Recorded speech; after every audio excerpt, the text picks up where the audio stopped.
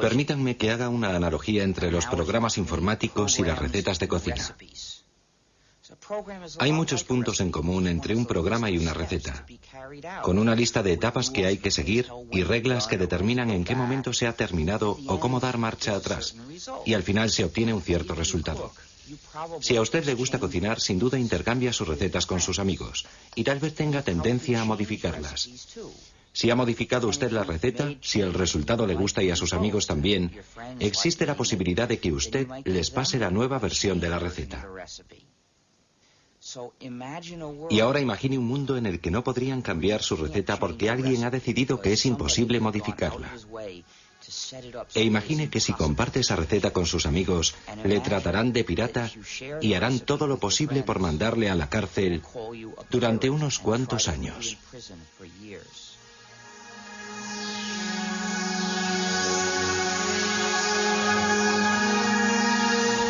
Código Linux.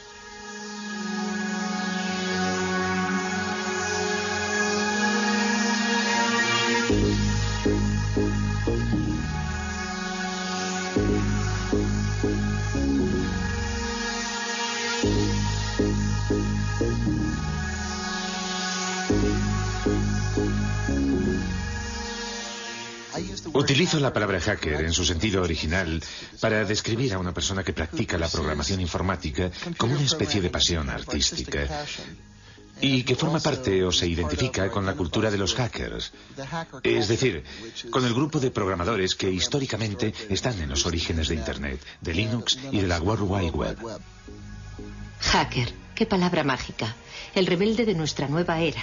En el principio era el ordenador, luego el ordenador personal y por fin apareció la red que ha conectado a todo el planeta y que recibe el nombre de Net. ¿Contra qué se rebelaron los famosos hackers? Para que nuestros ordenadores funcionen necesitan un sistema operativo.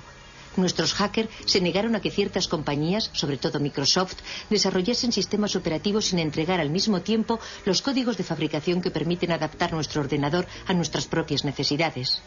Entonces se pusieron a descifrar los códigos para repartirlos de forma gratuita a través de la red y ponerlos a disposición de todo el mundo.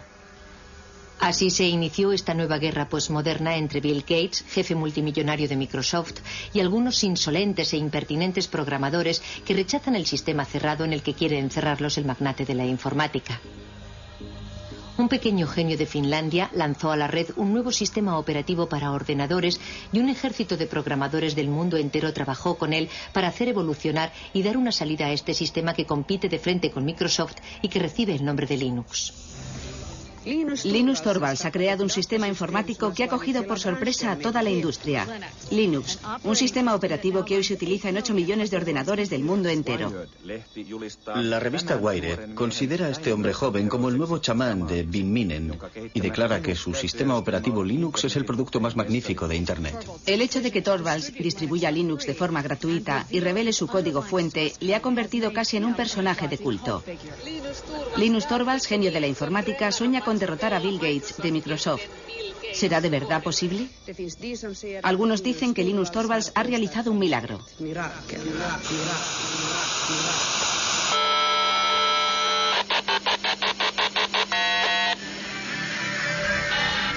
Todos estos programadores, como hormigas obreras unidos entre sí por la red, han hecho evolucionar la proposición de base de Linus Torvalds, adaptándola, modificándola, enriqueciéndola y creando así uno de los mejores sistemas operativos del mundo.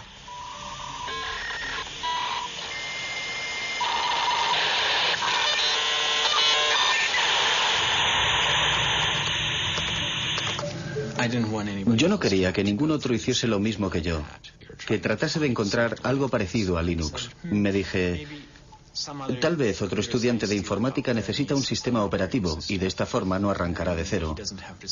No quería luchar contra los molinos de viento, no se trataba de Don Quijote contra el resto del mundo, buscando crear el mejor de los mundos posibles.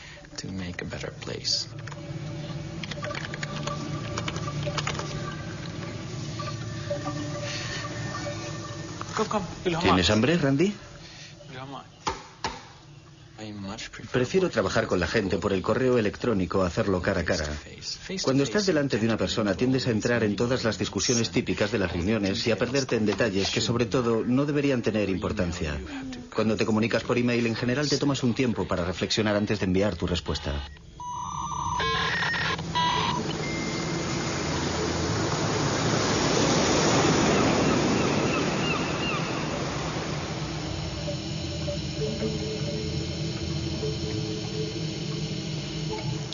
El simple hecho de que no estemos todos en la misma habitación no significa que no estemos juntos en el sentido social del término.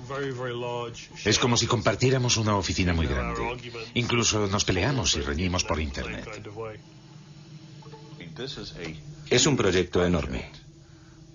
Que yo sepa, ningún otro proyecto de creación de software ha hecho trabajar jamás a tanta gente repartida por toda la superficie del globo, todos unidos y apasionados por el objetivo común de desarrollar un nuevo software. Lo más innovador de la comunidad Linux no es su código fuente, sino más bien toda la maquinaria social que se ha creado a su alrededor.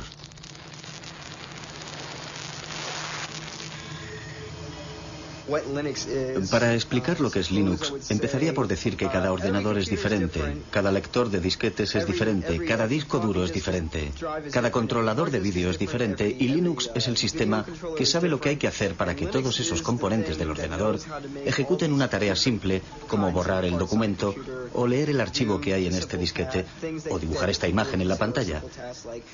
Linux sabe cómo hablar a esos diferentes componentes materiales y les permite efectuar las operaciones corrientes que realizamos a diario con nuestros ordenadores. ¿A qué nos referimos con exactitud cuando decimos Linux? Algunos se refieren al sistema operativo informático global sobre el que reposa todo lo que ocurre en el interior de nuestro ordenador. Otros utilizan el término Linux para designar la parte más importante del programa, el kernel o núcleo.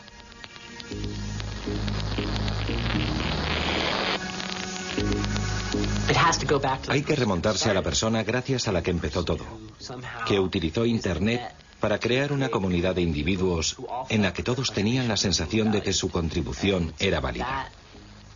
Y esa capacidad para fomentar la cooperación solo podía provenir de una persona educada en un país como Finlandia.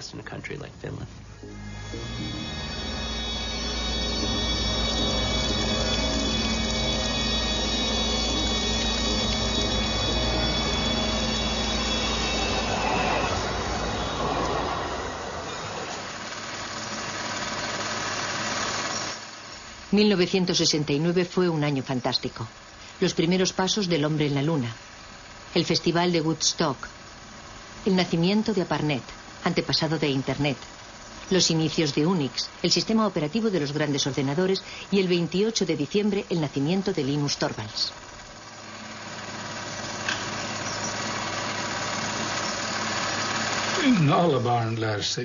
Todos los niños aprenden, sobre todo jugando.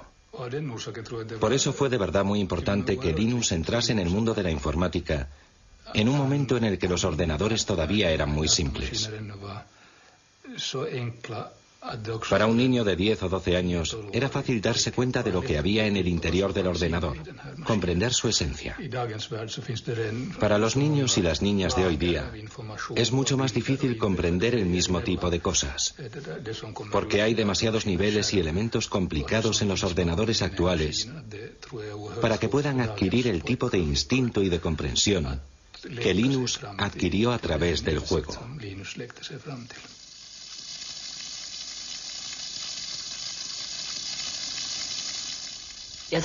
Fue como un flechazo inmediato, tanto para su padre como para Linus. Los dos estaban excitadísimos, como unos niños, ante la idea de probar las posibilidades del Big 20. El lugar en el que Linus desarrolló Linux ya no existe. Ese cuarto existía antes de que tiráramos los tabiques. Aquí había una pared que seguía hasta un poco más lejos. Y allí había otra pared. Más o menos aquí, donde hoy está el sofá, estaban la mesa de trabajo y los ordenadores de Linus. Yo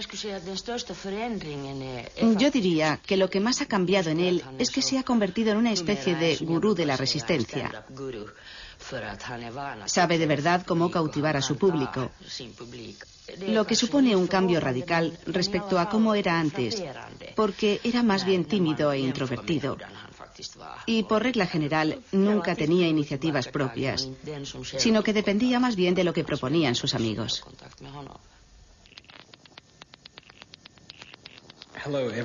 Hola a todos los que utilizan Minix. Estoy creando un sistema operativo gratuito.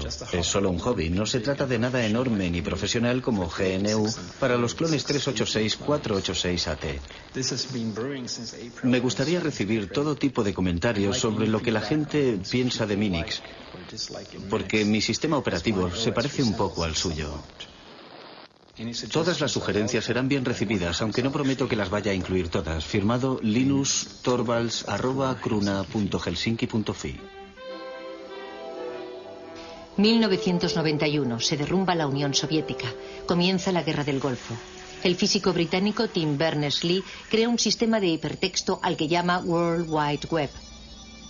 Microsoft va camino de dominar el mundo. Y el 17 de septiembre, Linus Torvalds envía la primera versión de Linux, la 0.01, al mundo entero vía Internet. Las primeras reacciones llegan al cabo de pocas horas.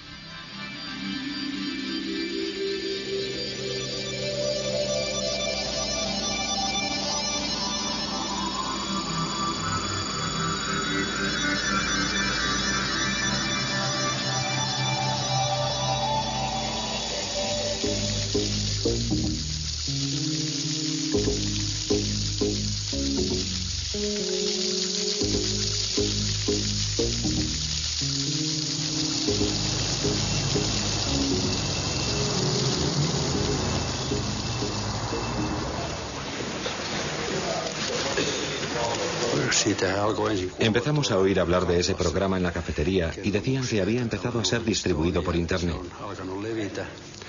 Luego oímos hablar del tal Linus y de la clase de hombre que era. Pero la verdad es que ya se había distinguido con anterioridad por la excelencia de sus resultados.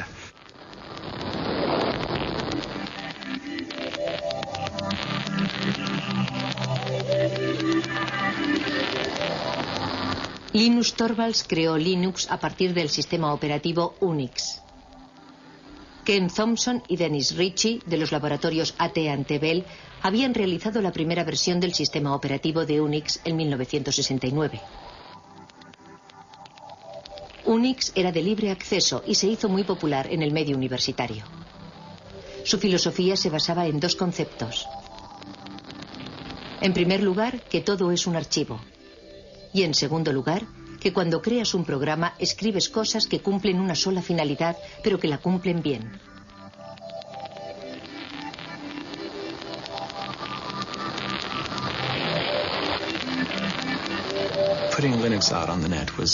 Nos pareció natural poner Linux en la red.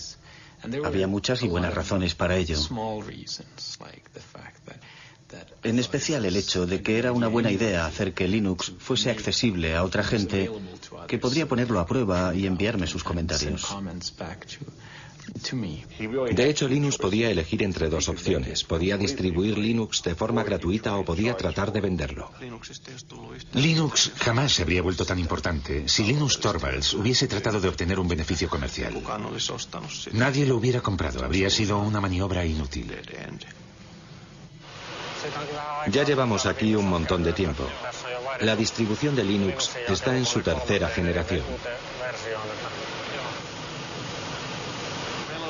Nos costó mucho trabajo encontrar sitio para Linux. Sí.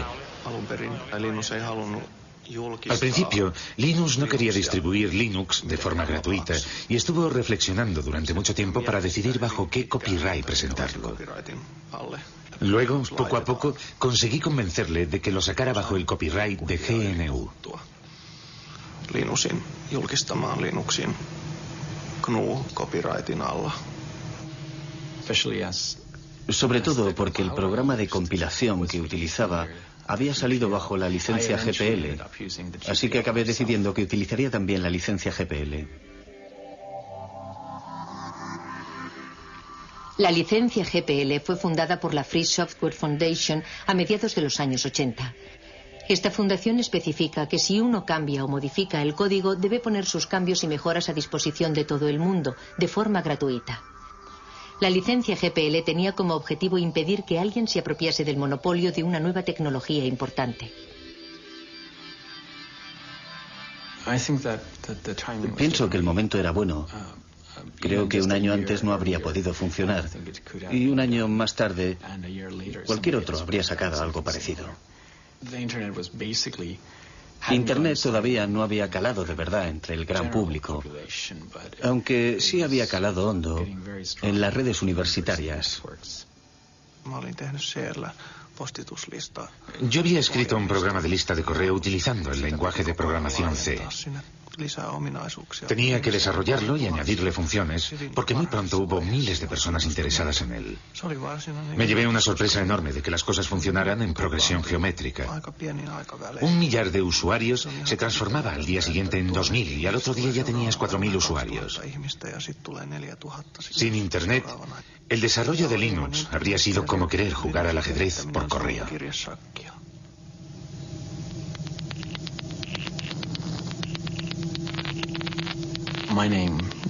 El primer nombre que elegí fue Freaks, para expresar a la vez la idea de free, libre y gratuito, y de freak, raro, diferente, sin olvidar la X final de Unix. A mí no me gustaba la idea de llamarlo Freaks. No me parecía un nombre muy comercial. Ari Lemke, que sacó Linux en el sitio FTP, pensaba que era una mala idea y odiaba de verdad ese nombre. Así que cuando lanzó el sitio FTP lo bautizó como Linux porque sabía que ese nombre iba a funcionar. Nos quedamos con ese nombre, que está claro que es muchísimo mejor.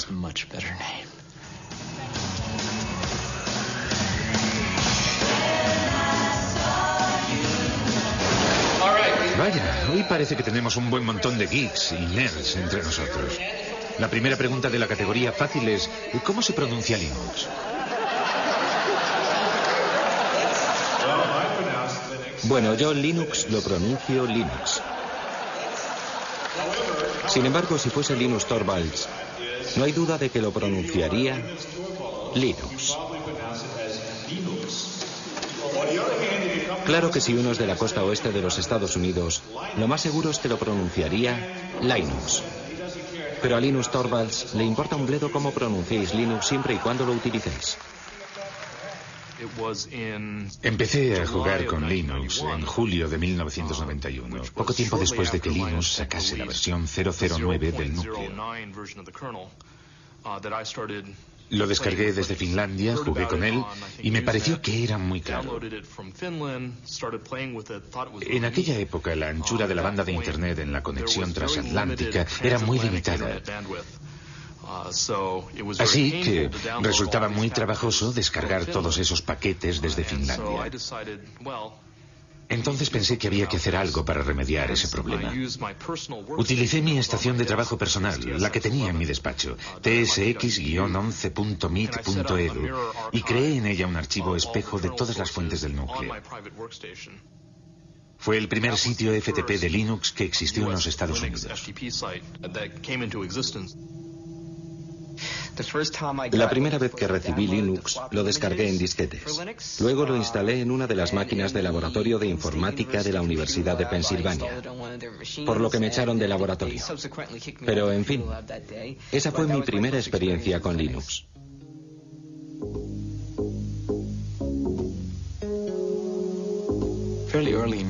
Bastante pronto, en 1992, cuando había 50 o 100 usuarios, me di cuenta de que ya no conocía a nadie. Ya no se trataba solo de mí y de algunos amigos, sino que éramos yo y alrededor de 200 personas más, que yo no tenía ni la menor idea de quiénes eran, dónde vivían ni lo que hacían con el sistema, y eso supuso un gran paso.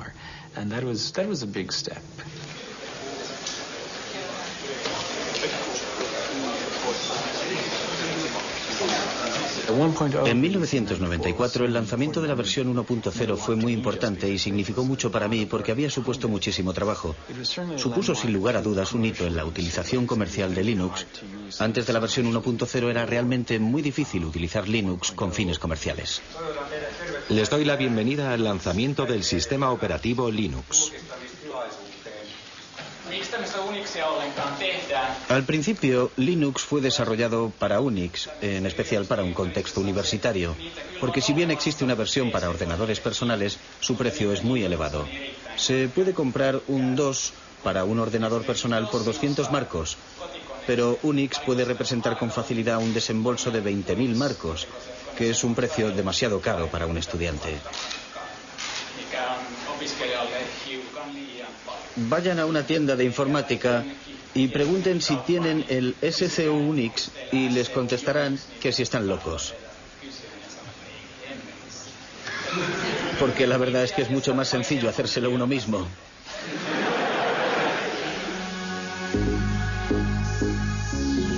El proceso de desarrollo de Linux es extraño.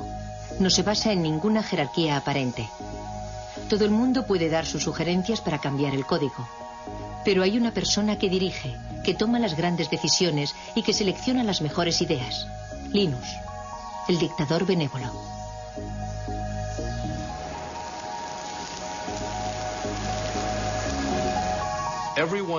Todo el mundo sabía que ese grupo de trabajo necesitaba un jefe. Y Linus era el líder ideal, porque fue quien creó el núcleo de Linux y porque tiene grandes cualidades para el liderazgo. Sin embargo, en la vida real es bastante humilde y jamás se atribuye un mérito que no le corresponde.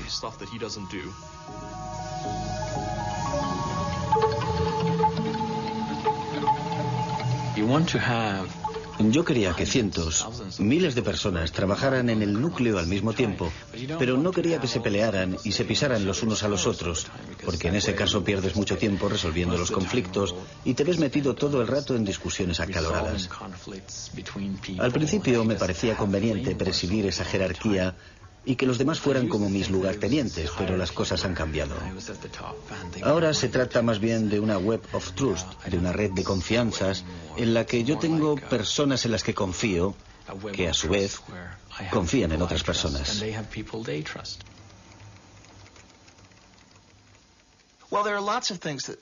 A los que desarrollan los sistemas les motivan muchas cosas, como el orgullo artístico, la satisfacción del trabajo bien hecho, casi artesano, el sentimiento idealista de formar parte de algo más importante y más grande que uno mismo, el deseo de ayudar a la gente y de encontrar soluciones a los problemas. Y, a falta de remuneración, en la mayor parte de los casos esa gente busca sobre todo forjarse una cierta reputación entre sus colegas. Uno de los puntos fuertes del desarrollo de Linux es que casi todos los creadores de software pueden ser contactados directamente por correo electrónico.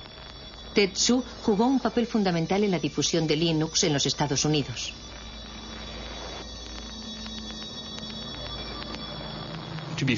Para ser sincero, es muy fácil decir, si nosotros tomáramos las decisiones, no haríamos esas cosas, pero no recibiríamos todos esos emails diciendo, por favor, quisiera esa nueva función. De modo que no sé lo que haría si de verdad estuviese a cargo de todo. Dave Miller estudia los cambios que los programadores desean aportar al kernel, al núcleo del sistema. Actúa como intermediario entre los programadores del mundo entero y el rey Linus.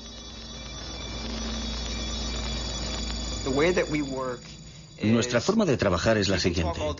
Puedes hablar durante todo el día de una gran idea o de una solución genial, pero tienes que proponernos algo. Enséñame algo concreto, envíame un fragmento de código, algo tangible, que yo mismo pueda probar para hacerme una idea de qué se trata, en vez de pasarte el día entero hablando del asunto de forma abstracta. Alan Cox, un hacker renacentista, es el colaborador más cercano de Linus, su mano derecha.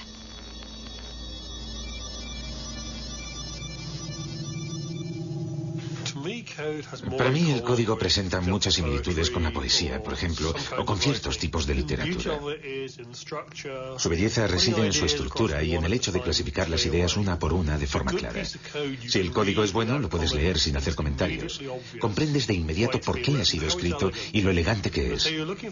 Buscarás un código que sea a la vez elegante y claro, pero que no se base en trucos de la programación, que no dé por hecho una hipótesis que en el futuro podría demostrarse que es falsa. Porque lo último que te interesa es tener demasiado código en el núcleo final. En el núcleo de Linux, en general, el código no necesita demasiado esfuerzo para funcionar porque nuestro objetivo no es programar y reprogramar por siempre jamás. Después de haber dirigido el proyecto Linux durante 5 años en Finlandia, en Helsinki, Linus fue reclutado por Silicon Valley, en California. Él deseaba descubrir el otro mundo, el del comercio y la industria. Quería salir del mundo universitario.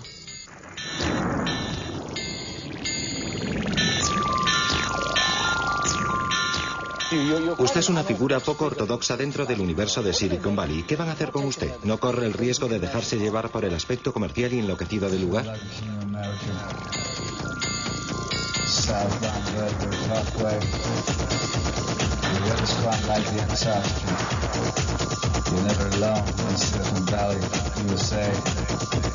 Seems I was the chosen prodigy, riding till the sun is like Shakespeare. Some sort of balcony, they couldn't even get near. And they didn't even Harry Diaz. The geese, they found the web, they probably sell the shares. As soon as you can, get out and go on. To the next thing, retire young. Could have been the king of America. The weather's quite like the Antarctica. Southbound Bellevue Parkway. Linus empezó a trabajar para la compañía Transmeta, la empresa misteriosa que se negó durante muchos años a revelar sus actividades. Se sabía, sin embargo, que trabajaba con un código fuente cerrado, siguiendo el ejemplo de Microsoft. ¿Habría cambiado Linus de bando? El mundo de los negocios tiene leyes extrañas. Al mismo tiempo que trabajaba para Transmeta, Linus podía seguir desarrollando su propio software con permiso de sus jefes. Hicieron todo lo que pudieron para obligarme a ser la imagen de Linux y de la comunidad open source en su conjunto. A pesar de que no había sido yo el que había tenido la idea de open source.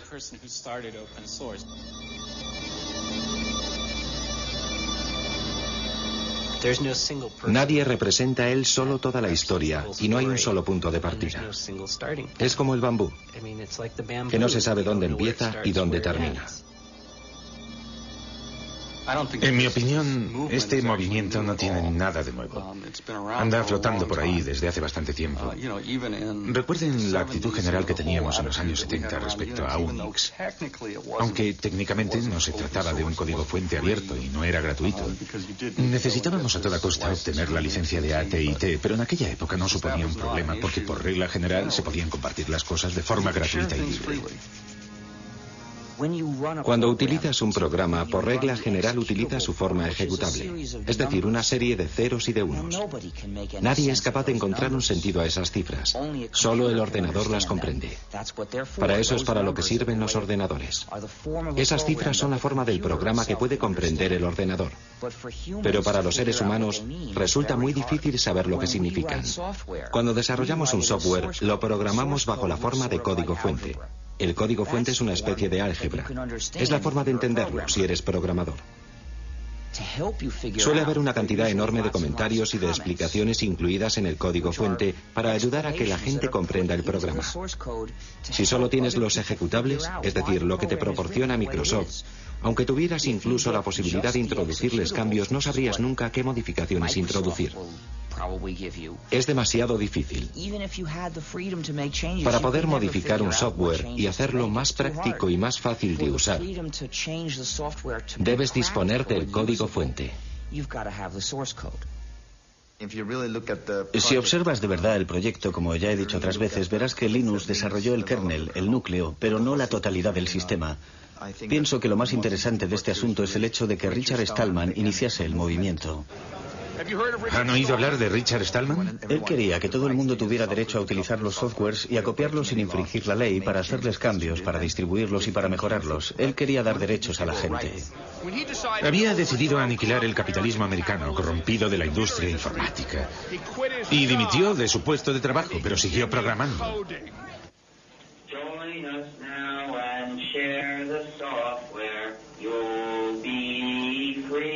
Hackers, you'll be free. Join us now and share the software. You'll be free. Hackers, you'll be free. Tengo tendencia a pensar en las cosas en términos de justicia, de libertad y de ética. Lancé la idea en noviembre de 1983, pero todo comenzó en enero de 1984, cuando dimití de mi puesto en el MIT para empezar a desarrollar un sistema operativo gratuito, al que bauticé con el nombre de GNU. Esto es GNU y esto es GPL, General Public License. Evidentemente el núcleo se encuentra bajo GPL. La idea del software libre hace referencia a la libertad, no al precio. Es una lástima que en inglés la palabra free sea ambigua y tenga significados diferentes. Puede significar gratuito, pero también libre. Y yo prefiero pensar en libertad de expresión que en cerveza gratis.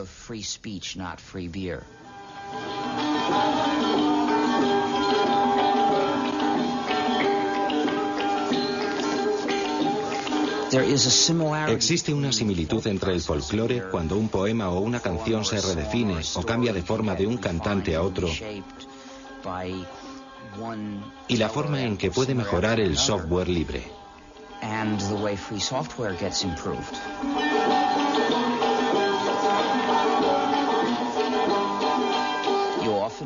A menudo el software libre es desarrollado por un grupo de personas que no incluye a ninguno de los que lo desarrollaron al principio. En 1991 casi habíamos terminado el sistema GNU. Nuestro objetivo consistía en crear un sistema operativo como Unix, pero completamente gratuito. Ese sistema operativo completo necesitaba muchos componentes diferentes. En 1991 los teníamos casi todos. Habíamos creado la mayor parte de ellos y habíamos encontrado otros, creados por otros programadores para sus propios fines, pero que nos servían. Así que los integramos en el sistema GNU. Todavía nos faltaba un componente importante, el componente que llamamos kernel o núcleo. De modo que nos vino muy bien cuando Linus Torvalds creó su núcleo. En aquel momento la combinación del núcleo Linux con el sistema GNU nos permitió obtener un sistema perfectamente ejecutable que cualquiera podía instalar en su ordenador personal y utilizar. Una vez desarrollado Linux, el sistema GNU estaba terminado y empezó a hacerse cada vez más popular. Pero en ese mismo momento ocurrió algo desafortunado. La gente que utilizaba el sistema GNU no se dio cuenta de que se trataba del sistema GNU y empezó a llamar Linux al conjunto, a la combinación. Y ese error se extendió. A los que trabajaban en el proyecto GNU les resultaba muy difícil atraer la atención del usuario sobre esas cuestiones éticas y políticas.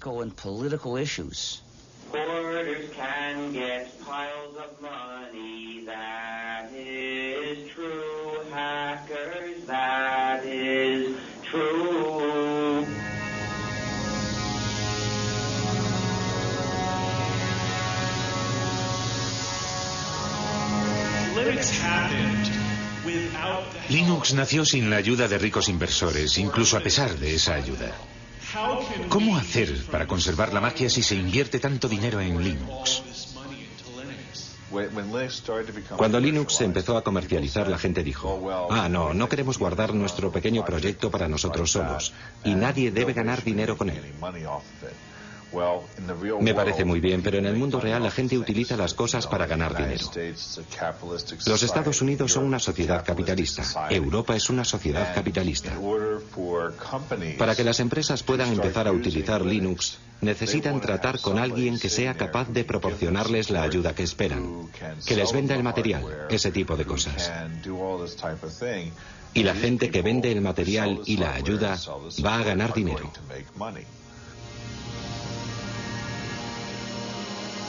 Pocos de nosotros somos hackers. En realidad, son muy pocos los que harán el esfuerzo de descargar su propia versión de Linux en Internet. Todavía son menos los que se dedicarán a tratar de mejorar el código mismo. Aunque Linux sea difícil de utilizar, los clientes han sabido apreciar su gran fiabilidad y la accesibilidad de su código fuente. Para las empresas visionarias se trataba de una oportunidad que no se podía pasar por alto.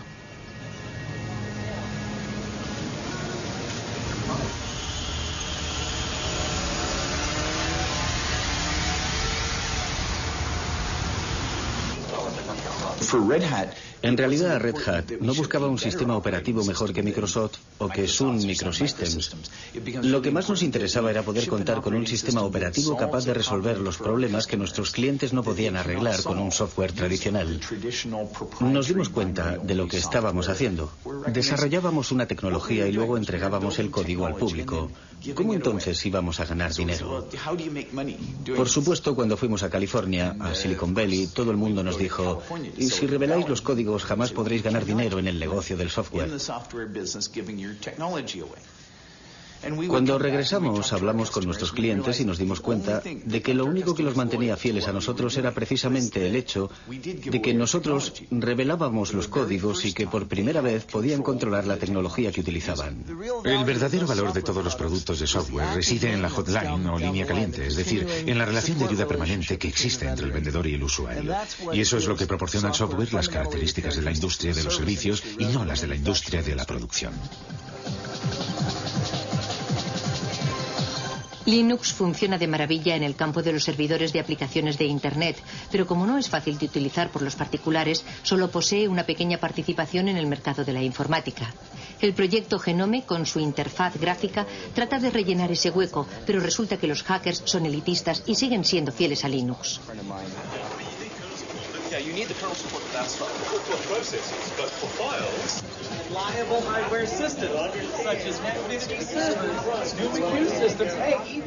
Miren quién está ahí. Es un pingüino. Hola, pingüino. Vaya, pero si es Tax. Hola, Tax. El trabajo de Linus Torvalds crea todavía más millonarios y billonarios y le está haciendo salir canas al hombre que de lejos es el más rico del mundo, Bill Gates. Microsoft utiliza un modelo muy tradicional. Producen un código fuente cerrado, lo meten en un CD y lo venden. Ellos se ocupan de todo el trabajo de desarrollo de los sistemas y todos los beneficios son para ellos. Una vez que has entrado en este negocio es muy difícil cambiar de cultura, como por ejemplo orientarse hacia un negocio de cooperación en el que los programas se utilicen para revelar el código. Es muy fácil ganar dinero con los productos cuyo código está cerrado, tengas o no una gran participación en el mercado. Por ejemplo, ahora mismo Microsoft no se siente de verdad incentivado a abrir su código, no le interesa. Pero pienso que Microsoft se verá obligado a hacerlo aunque a regañadientes. A las compañías les interesa seguir siendo propietarias de ciertos algoritmos. Por ejemplo, ciertas empresas han trabajado muchísimo en los algoritmos de compresión, en especial para el streaming multimedia, y no quieren que la gente sepa cómo lo han hecho porque es justo ahí donde reside el valor de su producto.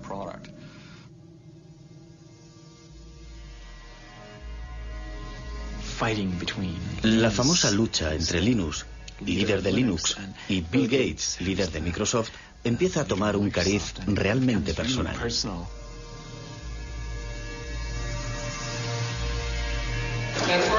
Una pregunta de la categoría rarezas. ¿A quién pertenecen estos labios? Voy a contestar yo. Son los labios de Bill Gates a punto de contar otra mentira más.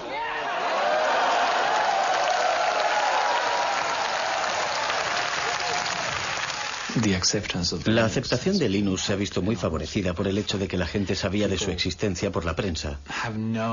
El aspecto David contra Goliat de la historia nos ayudó un poco, aunque en realidad eso no sea cierto del todo.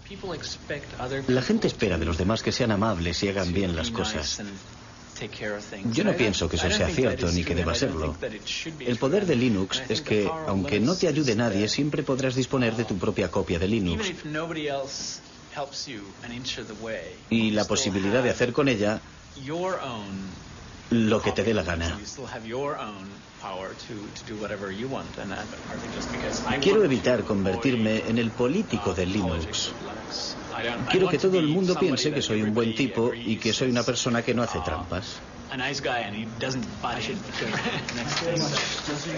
Linus, una última pregunta. Yo soy de la India. ¿Hay muchos indios que contribuyan al desarrollo del núcleo? No, no hay muchos. ¿Qué mensaje le gustaría mandarles para que sean cada vez más los que se unan a su proyecto? En mi opinión es solo un problema de infraestructuras. No siempre tienen acceso a Internet o disponen solo de una conexión muy lenta. Y pienso que la gente quizás no está acostumbrada a ese tipo de colaboración por Internet y se pone un poco nerviosa. ¿Tienen un mensaje para motivarles, para hacer que vengan más programadores? No conozco los problemas de la India, pero sin duda existirán problemas locales que solo los indios pueden resolver. Problemas que al continente americano no le importan en absoluto. En mi opinión resulta muy estimulante cuando alguien dice: yo puedo resolver ese problema, puedo crear mi propia versión de Linux que me convendrá mucho más. ¿Entendido? Y eso vale para un indio, para cualquiera.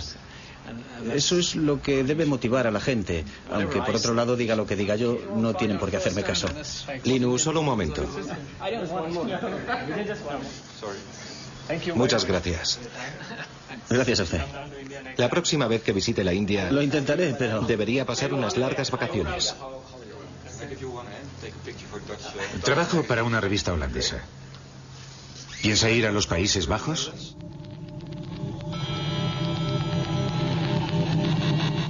El verdadero valor de Linux puede ser otro que el de anular a Microsoft. Linux fue concebido para funcionar con ordenadores baratos y para resolver problemas corrientes. Si uno no tiene bastante dinero, representa una verdadera alternativa totalmente gratuita.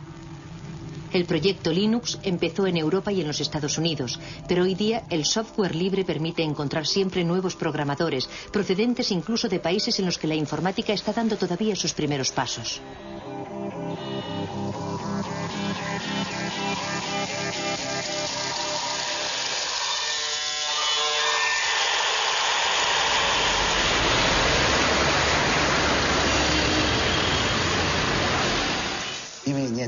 La sociedad Red Flag está especializada en la investigación, el desarrollo y la comercialización de sistemas operativos basados en Linux. Como ustedes saben, China está retrasada respecto a los países desarrollados en materia informática.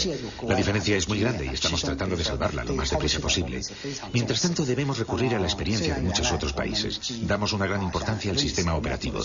Empezamos a desarrollar el sistema a partir de Linux, pero debido a la estricta reglamentación del mercado, fracasamos. Linux representa para nosotros una gran oportunidad, así como una buena base para formarnos en las nuevas tecnologías del mundo entero.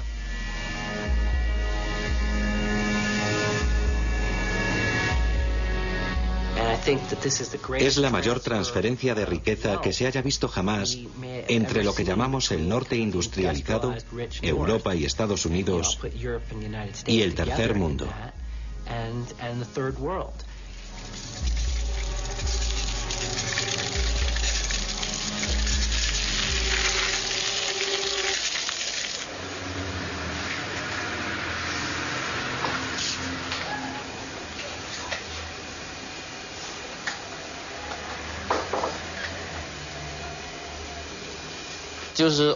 Es el código fuente abierto. Pienso que es muy importante para mucha gente. Me gusta la filosofía y me gusta analizar las cosas desde el ángulo de la filosofía. Pienso que los códigos abiertos están de acuerdo con el espíritu de la ciencia, es decir, el espíritu de acceso libre y sin restricciones a la información. Nada debería estar oculto. Esa es mi primera impresión respecto a Linux.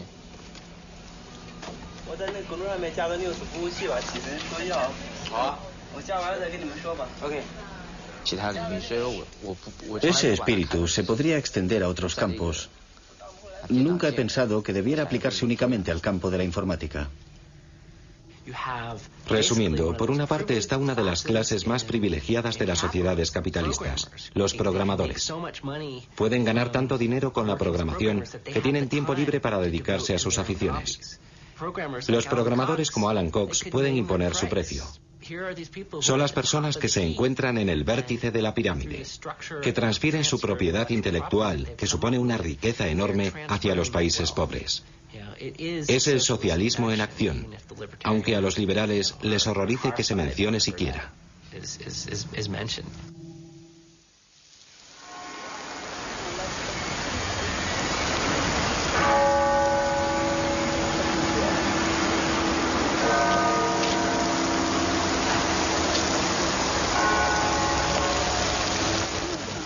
Los proyectos open source han sido comparados al desarrollo de la ciencia. La ciencia en sí misma no da dinero. Son las aplicaciones industriales de las investigaciones las que crean riqueza. Para los hackers, partidarios de la open source, el desarrollo de Linux ha sido siempre un proyecto voluntario de tipo científico, un auténtico hobby. Los expertos más valiosos de Linux acabaron por ser contratados por otras compañías. En 1999, durante el auge de la economía de la red y de los negocios electrónicos, algunas empresas Linux cotizaron en bolsa. Wall Street anunció que las acciones de Linux alcanzaron valores récord. Por supuesto, la situación no duró, pero durante un cierto tiempo algunos hackers de Linux fueron increíblemente ricos, al menos sobre el papel.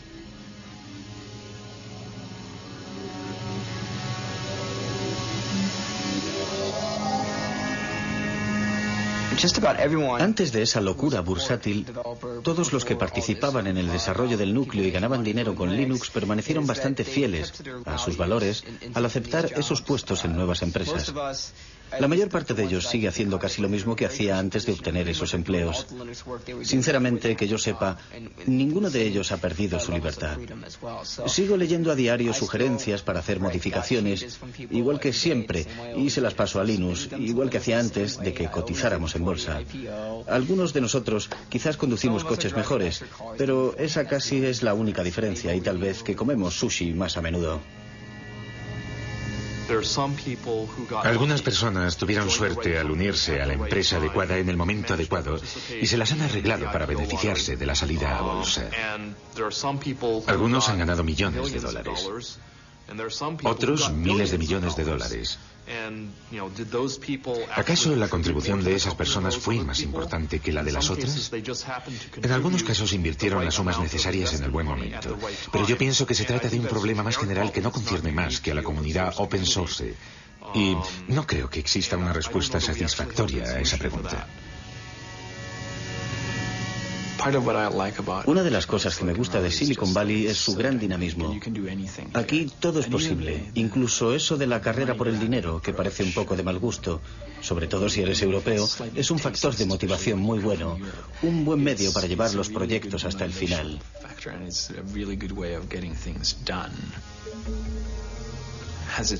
¿Me ha hecho cambiar el hecho de vivir aquí? Supongo que sí. Ya no soy el mismo que era cuando llegué. Pero no creo que me interese más el dinero que antes.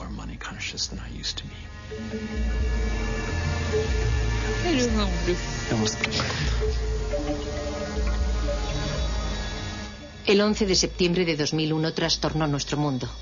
Los atentados suicidas de Nueva York asestaron un golpe terrible a la economía, lo mismo que al mundo de la informática. ¿Qué quedará del fenómeno Linux?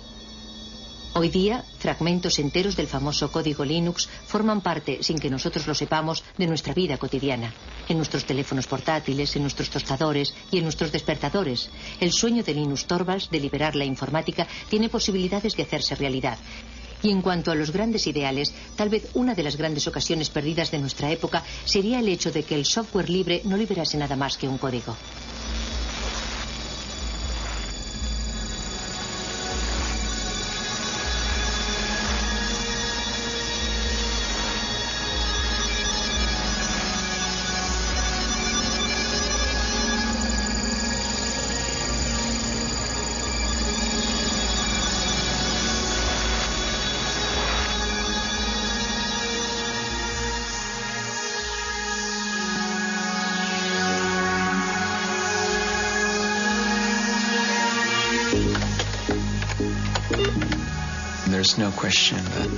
La cuestión no es saber si los progresos tecnológicos dejarán anticuado a Linux en un momento determinado.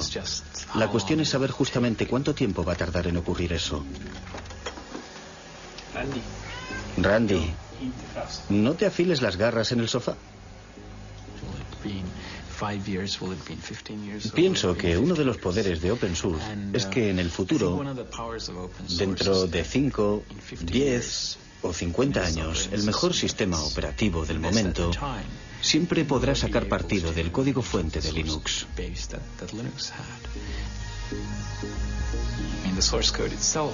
En cierta medida, el código fuente es la memoria de Linux y la gente siempre lo podrá usar como una especie de referencia. Pero hay otra cosa. También existen problemas intangibles relativos al motivo de que se hicieran las cosas de una manera determinada.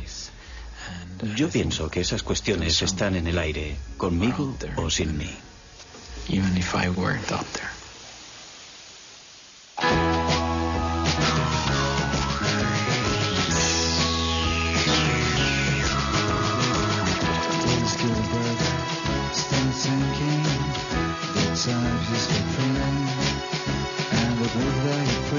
get people thinking. There's literary in the living room setting. Start to imagine a Bible, another Latin, by the language we're swearing and eating and chatting.